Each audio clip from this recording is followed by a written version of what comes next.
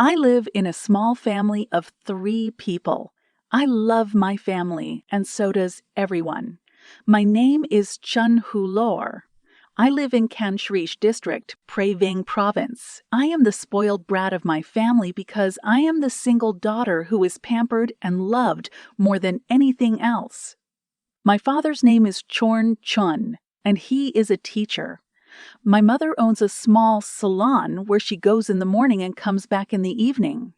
There are 2 servants in our house, one for cooking and the other one for cleaning.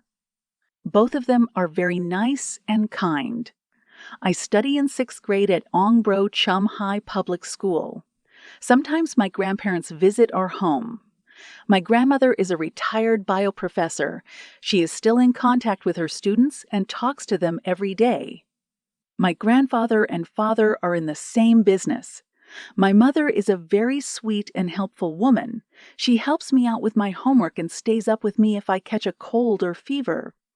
She teaches me the difference between the right and the wrong. She is the most inspiring lady. I love my parents so much. I am grateful that I was born in this family.